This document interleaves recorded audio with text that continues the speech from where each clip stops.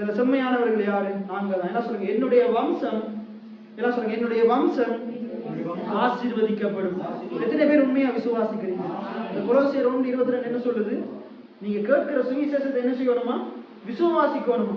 அதுல உறுதியா இருக்கணுமா?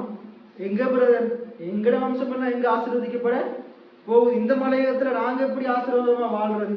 நாங்க இப்படியே கையேந்தி தான் வாழணும், அப்படி இருக்கக்கூடாது. இல்லை, எங்களோட வாழ்க்கை மாறும்.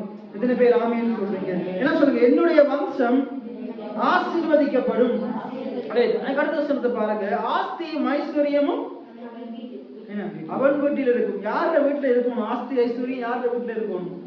தவறான தொழில் செய்யறாங்க வீட்லயா இருக்கணும்? என்ன கள்ளத்தனம் பண்றாங்க வீட்லயா இருக்கணும்? திருடுகிறார்கள் வீட்லயா இருக்கணும்?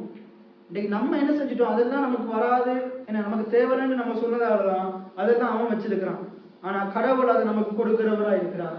ஏன்னா நம்மள கையில அதையே தர்றாருன்றா, நம்மளை கொண்டு தேவனுடைய ராஜ்யத்தை அவர் விஸ்தரிக்க விரும்புகிறார்.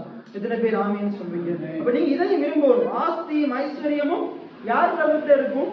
கடவுளால் ஆசீர்வதிக்கப்பட்ட மனுஷனுடைய வீட்டுல இருக்கும். நீங்க கடவுளால் ஆசீர்வதிக்கப்பட்டவர்களா இல்லையா? அப்ப உங்களோட வீட்டுல என்ன இருக்கணும்? ஆஸ்தியும் ஐஸ்வர்யமும் இருக்கணும். இன்றைக்கு ஒரு வேலை இல்லாம இருக்கலாம், ஆனா தேவன் அதை என்னுடைய வாழ்க்கையில உண்டு பண்ணுவாருன்னு விசுவாசிங்க. நீங்க தேவனுடைய மகிமையை பார்ப்பீங்க. எத்தனை பேர் ஆமீன்னு சொல்றீங்க? ரைட். அப்ப சொல்லுங்க, ஆஸ்தியும் என்ன சொல்லுங்க? ஆஸ்தியும் ஐஸ்வர்யமும் என் வீட்டில் இருக்கும். எத்தனை பேர் ஆமீன்னு சொல்றீங்க?